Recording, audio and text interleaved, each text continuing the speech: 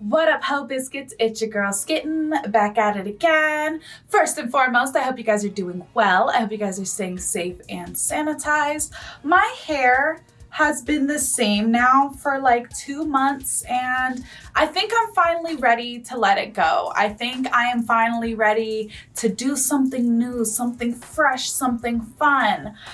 The only problem with that is that requires me taking this out, okay? And I just feel like there is no way for me to express just how much work that is. Guys, it takes so long. Okay, so first of all, I don't like take them down like all this length, right? Like I cut them to probably about like here, right? Like I cut them to like my chin length or whatever. But y'all, there's so many braids in my head. There are so many braids in my head. And I have to take each one out, and as I take it out, like I have to take it out, comb the hair out, then take it out, comb the hair out. Like I can't just take it all out and then comb it all out at the same time. Like you have to comb it out one at a time. Then I have to wash it, condition it, all the good stuff. Then I have to put it in a style. And then up until I get like my new hairdo, I have to do my hair myself, okay? And I just feel like I'm too pretty to live this difficult of a life. I'm just playing, y'all. It is like a lot of work, but I will do it. I'll get to it. I'll get to it eventually. If you guys have any ideas, good ideas for what I should do with my hair next, make sure you put it down in the comments below. Just know that any and all references to haircuts will be ignored. I'm not cutting my hair. That's not gonna happen. But if you guys have like colors or style ideas, let me know. Let me know. Cosmetic decisions aside, today we are here to watch some more overly sarcastic productions.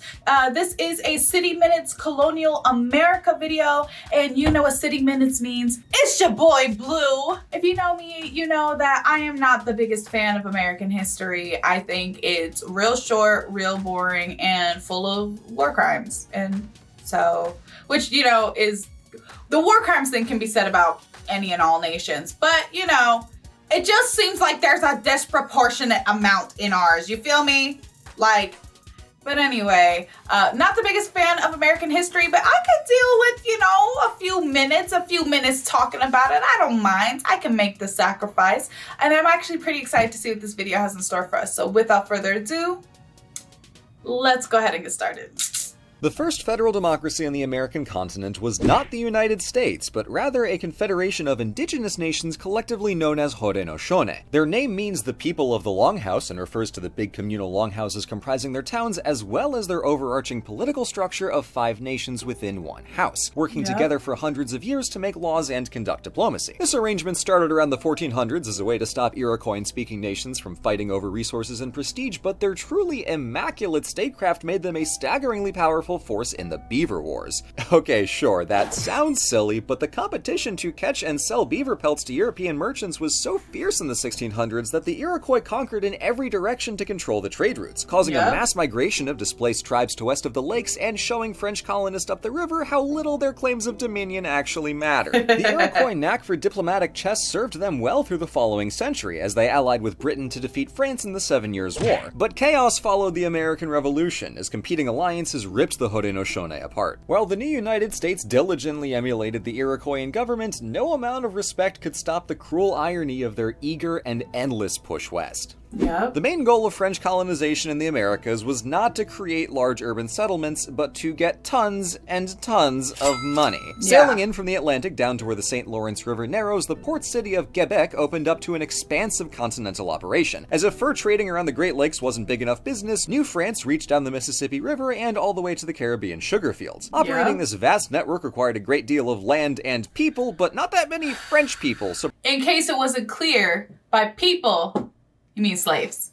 That's what we're talking about here. That's what the euphemisms or 4. So by the mid-1700s, the population of Nouvelle-France was less than an eighth of Paris. Little Quebec Damn. had just 8,000 permanent residents, but its vital strategic position at the gateway into the continent warranted some hefty fortifications, adding stone walls atop the city's already imposing cliffs and arming the coast with cannons for miles. But in 1759, there was no accounting for slapstick serendipity as British forces stumbled through a cavalcade of pure dumb luck to capture the city and swiftly confiscate half of North America for itself. But despite the new management, French Canadians could keep their culture, customs, and language due to the Quebec Act of 1774. And shock of the decade, being treated like people really takes the edge off thoughts of rebellion. Right. Clearly, this was not a universal experience.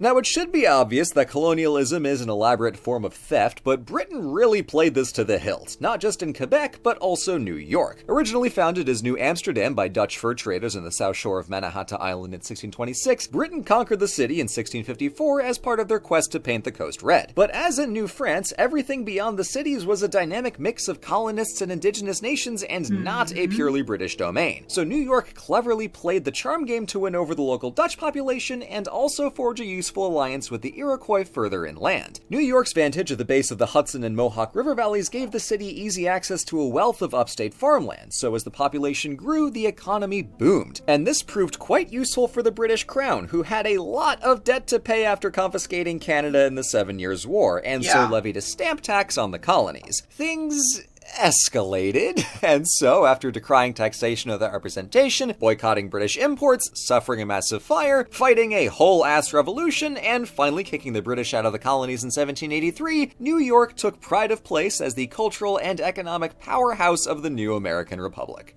If New York was the jewel in colonial Britain's crown, Boston was the pain in its ass. Settled in 1630 by Puritan Protestants whose primary goal was to be as far from the Church of England as possible, Boston's independent spirit was only briefly checked by London's attempt to impose a colonial governor. But the locals imprisoned him and continued gleefully snubbing English authority into the 1700s. Boston's location on a peninsula in the middle of the Massachusetts Bay made it a great harbor for shipping, and naturally they were all too eager to turn this around on Britain during the import boycotts against the Stamp Act.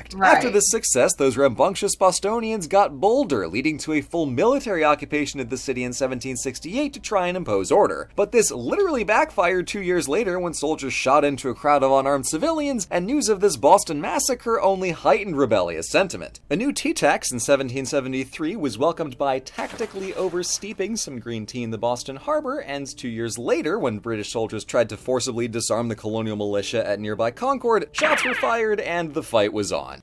Tax this, you limey git. I always wonder, was the difference, because like there were so many British people, you know, in the Americas at the time, were the accents like super similar back then or were they different? You know, like, you feel me? I don't know. I understand that that's like an inconsequential question, but I just want to know, like, how did people sound back then linguistically? You feel me?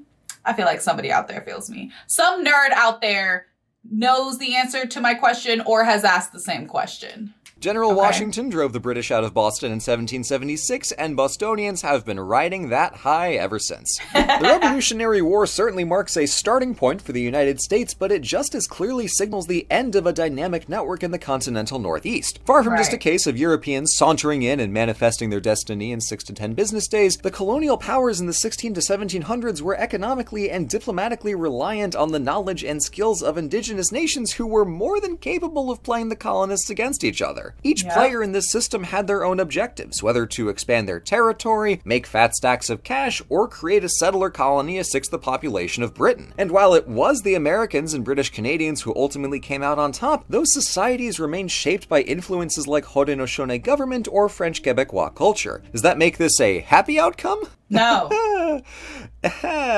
God, no. This is colonialism. But the point here is to look past simple winners and losers to understand the complexity and appreciate that there is, in fact, more to American history than the United States. Right. I really do feel like people, especially people who are like, uber patriotic America, they're like, we won, they lost, we were the better strategists, like whatever. And like, they really just lose sight of like how much of our success was based on not just taking advantage, right, of, you know, Native Americans, but literally learning and drawing inspiration from Native Americans. I feel like that's such an important aspect. I feel, because it's really easy to just buy into the notion that basically the British people brought civilization, right? That Europe brought civilization to Native Americans, and then, you know, it was our superior intellect and superior organization which led to their ultimate downfall. You know, that's a really easy narrative to buy into, especially when you take into account this concept, the concept of American exceptionalism. But it gets a little bit more seedy. It gets a little bit more shady when you have to take into account the fact that they had their own system of government. They had diplomats. They had their own policies. You know, like, you know what I mean? And when you realize we did not introduce them to the concept of government and civilization, right? Our concept of government and civilization was literally shaped by them. You know what I mean? So I always think that it's so important to address that. And I just really love that Blue never shies away from that fact. But I'm rambling, you know, as I tend to do anytime this subject comes up. I hope you guys enjoyed the video. Don't forget to leave your reaction requests and recommendations down in the comments below. And other than that, peace out, Ho Biscuits. It's Skittin' Lit.